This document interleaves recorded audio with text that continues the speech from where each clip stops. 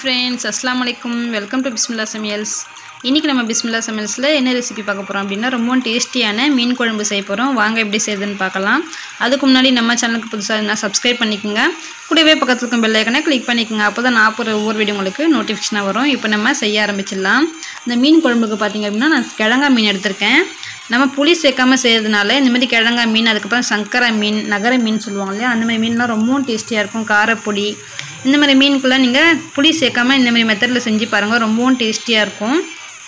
இப்போ அதுக்கு ஒரு 3 மீடியம் சைஸ் வெங்காயம் எடுத்து பொடியா கட் பண்ணிருக்கேன். கூடவே 2 பச்சை மிளகாய், கொஞ்சமா கொத்தமல்லி சேர்த்துக்குங்க. சேர்த்துட்டு ஒரு கடாயை வச்சிட்டு அதல ஒரு ஆயில் சேர்த்துக்குங்க. ஆயில் வந்து ஒரு 3 ல இருந்து 4 ஸ்பூன் அளவுக்கு சேர்த்துக்குங்க.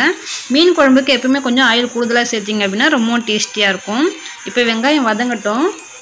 இப்போ குழம்புக்கு தேவையான தேங்காய், அந்த 2 பத்த தேங்காய் சொல்லுவாங்க இல்லையா, அந்த அளவுக்கு நான் தேங்காய் எடுத்து வச்சிருக்கேன். அதை நல்லா பொடியா கட் பண்ணிட்டு நல்லா நைஸா அரைச்சி எடுத்துக்கலாம். இப்போ வெங்காயம் நல்லா வதங்கிருக்கு. இந்த ஸ்டேஜ்ல நம்ம தக்காளி வந்து பொடியா கட் பண்ணிருக்கேன். அதே 3 மீடியம் சைஸ் தக்காளி எடுத்துர்க்கேன். ஈக்குவலா எடுத்துக்கங்க. தக்காளிங்க ரெண்டுமே ஈக்குவலா எடுத்துக்கங்க, கரெக்ட்டா இருக்கும்.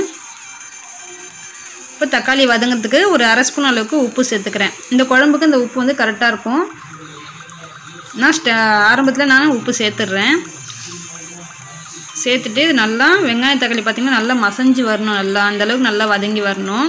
இப்போ மூடி போட்டு நம்ம வதக்க விட்டுடலாம்.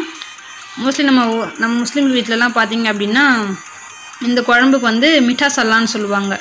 அதாவது தேங்காய் போட்டு செஞ்சோம் அப்படினா மிட்டா சல்லா, அதான் புளி இல்லாம செஞ்சோம் அப்படினா மிட்டா சல்லா, புளி சேர்த்து செஞ்சோம் அப்படினா கட்டா சல்லான்னு சொல்லுவாங்க. இந்த மாதிரி மெத்தட்ல நீங்க மீன் குழம்பு ட்ரை பண்ணி பாருங்க, நிஜமா சொல்றேன் ரொம்ப டேஸ்டியா இருக்கும். இப்போ வெங்காயம் தக்காளி நல்லா வதங்கி இருக்கு இல்லையா, இப்போ இந்த ஸ்டேஜ்ல நம்ம ஒரு 1/2 ஸ்பூன் அளவுக்கு இஞ்சி பூண்டு பேஸ்ட் சேர்த்துக்கலாம். சேர்த்துட்டு நல்லா கலந்து விட்டுருங்க. நல்லா கலந்துட்டு இதுக்கான மசாலா ஐட்டம்ஸ்லாம் என்னென்னு பாருங்க. குழம்பு மிளகாய் தூள் வந்து ஒரு 2 ஸ்பூன் அளவுக்கு எடுத்து வச்சிருக்கேன். அதுக்கப்புறம் ஒரு 1/2 ஸ்பூன் மஞ்சள் தூள், ஒரு 1/2 ஸ்பூன் வந்து அதாவது காரத்துக்கு எக்ஸ்ட்ரா தனி மிளகாய் தூள் வச்சிருப்போம் இல்லையா, அது சேர்த்துருக்கேன். அதுக்கப்புறம் ஒரு 1/2 ஸ்பூன் வந்து சீரகத்தூள், இதெல்லாம் சேர்த்துக்குங்க. குழம்பு மிளகாய் தூள் இல்லை அப்படின்னா காரத்துக்கான தனி மிளகாய் தூள் இருக்கு இல்லையா, அதுவும் தனியாத்தூளும் 2 ஸ்பூன் எக்ஸ்ட்ராவாக சேர்த்துக்குங்க. 1 ஸ்பூன் காரத்துக்கு மிளகாய் தூள் சேர்க்குறீங்க அப்படின்னா 2 ஸ்பூன் தனியாத்தூள் சேர்த்துக்குங்க. அப்போ தான் குழம்பு வந்து கொஞ்சம் திக்காக சூப்பராக இருக்கும். இப்போ இந்த மசாலாலாம் சேர்த்து நல்லா வதங்கினதுக்கப்புறமா நம்ம தேங்காய் பேஸ்ட் அரைச்சி வச்சுருந்தோம் இல்லையா, அதையும் சேர்த்துடலாம்.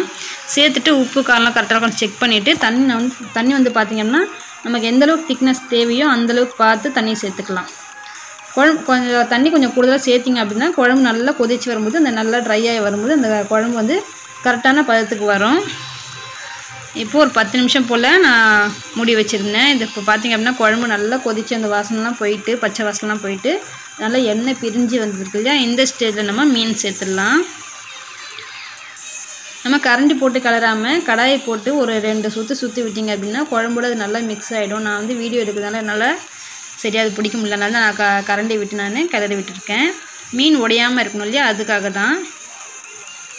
இப்போ 3லேருந்து ஒரு 5 நிமிஷம் போல் நம்ம சிம்லேயே வச்சுட்டு ஒரு மூடி வச்சிட்டிங்க அப்படின்னா மீன் குழம்பு சூப்பராக ரெடி ஆகிடும். மீனும் நல்லா குக்காகி வந்துடும். ரொம்ப நேரம் விட்டுட்டிங்க அப்படின்னா மீன் வந்து ரொம்ப குழஞ்சிடும். அவ்வளோதான் ஃப்ரெண்ட்ஸ், சூப்பரான மீன் குழம்பு ரெடி ஆகிடுச்சு. நீங்களும் இந்த வீடியோ பிடிச்சி லைக் பண்ணுங்கள், ஷேர் பண்ணுங்கள், கமெண்ட் பண்ணுங்கள், மறக்காமல் சப்ஸ்கிரைப் பண்ணுங்கள். தேங்க்ஸ் ஃபார் வாட்சிங்.